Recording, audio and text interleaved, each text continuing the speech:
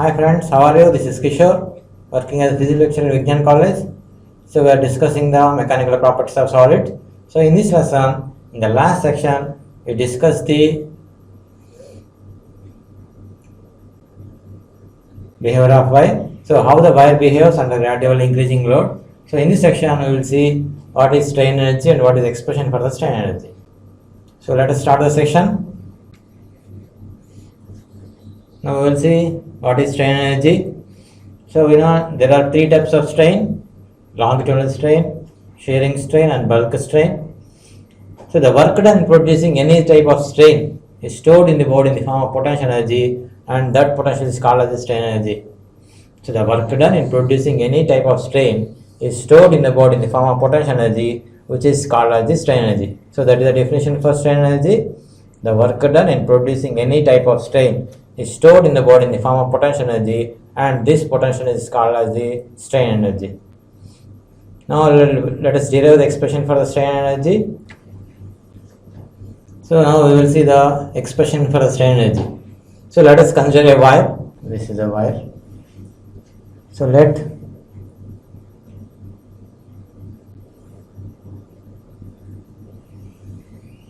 L is the original length of the wire.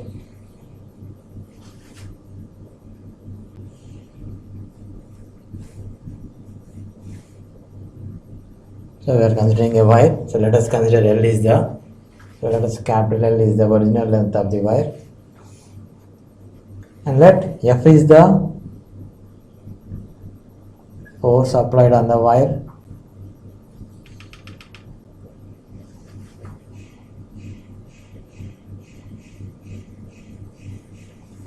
So because of the force applied on the wire, so force is nothing but the weights are added. So because of the force applied on the wire, there is a increase in length of the wire. So let X is the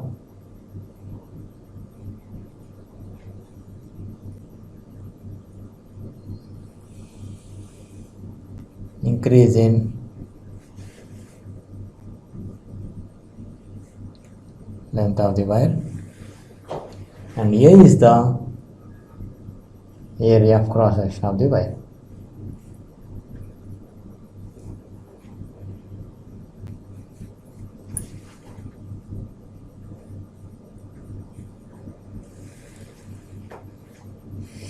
So we are considering a wire. So let L is the length of the original length of the wire, and F is the force applied on this wire. So we are applying the force on the wire. So then there is a increase in length of the wire. So let us consider that increase in length of the wire is X, and A is the original area of cross section of the wire.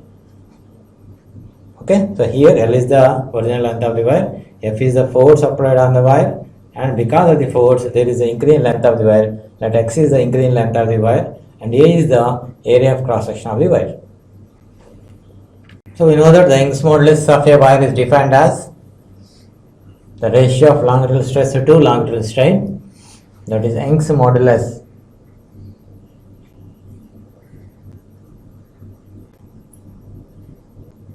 of elasticity is equal to longitudinal stress by longitudinal strain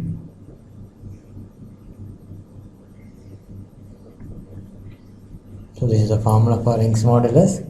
So it is defined as the ratio of longitudinal stress to longitudinal strain. So Young's modulus of elasticity is equal to longitudinal stress by longitudinal strain, and we know the stress or the longitudinal stress is defined as the restoring force acting per unit area. So longitudinal stress is defined as the restoring force acting per unit area. So the formula is nothing but longitudinal stress is equal to force by area, and this is equal to F by A. And the longitudinal strain is defined as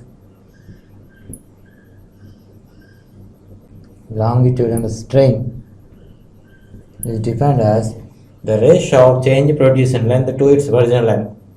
So longitudinal strain is given as longitudinal strain is equal to change produced in length divided by original length. So here we are considering that the change in rotation length as x and the original length as L. So longitudinal strain is equal to x by L.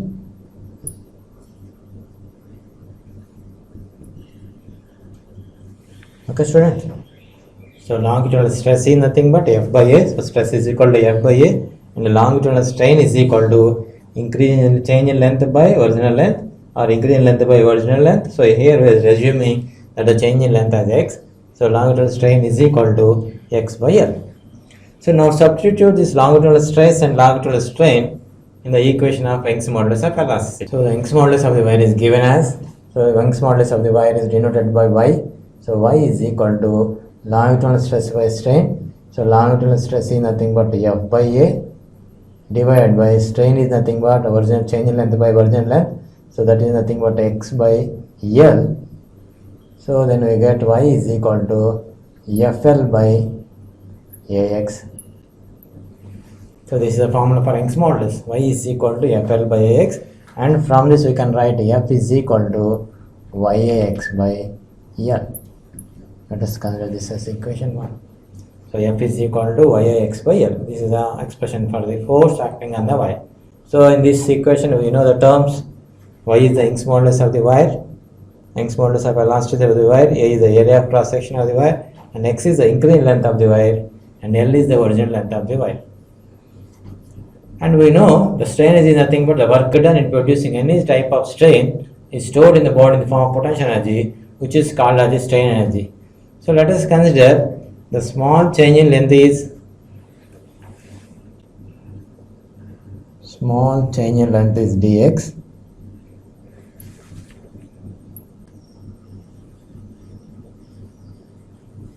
Now let us consider dx is a small change in length, and dw is the small amount of work done.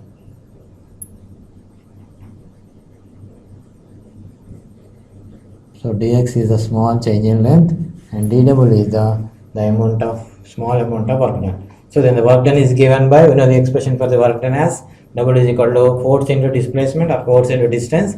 So we get this equation as dw is equal to F into dx. And the total work done is obtained by integrating this equation between the limits 0 to x. So the total work done is obtained by integrating the above equation.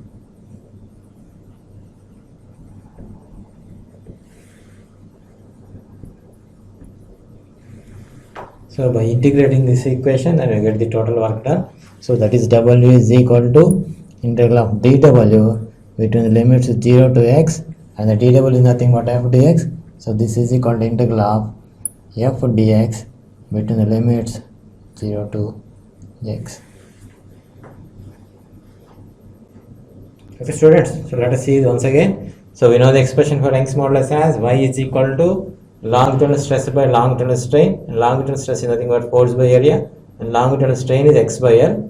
So F by A by x by L. So by simplifying this, we get y is equal to FL by AX. So from this expression, we are getting the force, and F is given by F is equal to YIX by L. So in this equation, F is the force acting on the wire, Y is the Young's modulus of elasticity, A is the area of cross section of the wire, and X is the increased length of the wire, and L is the original length of the wire. Now we are going to find the work done. So why? Because the work done is nothing but the producing any type of strain is stored in the form of potential energy, which is called as the strain energy. So the work done itself is the strain energy. That's why we are finding the work done. So for that, let us consider a small change in length as dx, and dw is a small amount of work done. Then we know that the formula for work done is given as force into distance. So dw is equal to f dx, and the total work done is obtained by integrating this equation between the limits 0 to x.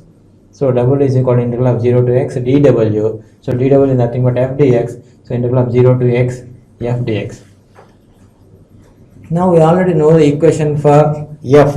So let us consider this as equation 2, and we already know the formula for F. So F is nothing but Yx by L. So instead of F here we can write Yx by L. So equation 1 is nothing but F is equal to Yax by L. This is equation 1. So now substitute this equation 1 in equation 2, then you get W is equal to integral of F dx. This is equation 2, and instead of F we can write Yx by L. So this is equal to integral of F place, instead of F we are writing Yx by L into dx, and this in this equation y is a constant, a is a constant, L is a constant. So bring that into out of integration, then you get Ya by L integral of x dx. So this is the total amount of work done. And we know from the integration this is the equation as, so integral of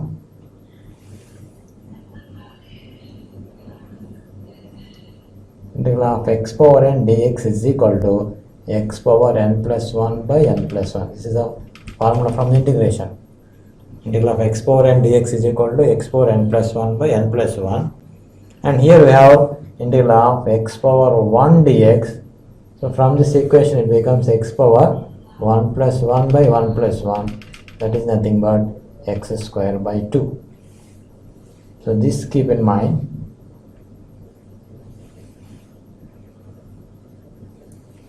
So this integration becomes integral of x power x dx becomes x square by 2. Of course we can limit 0 to x.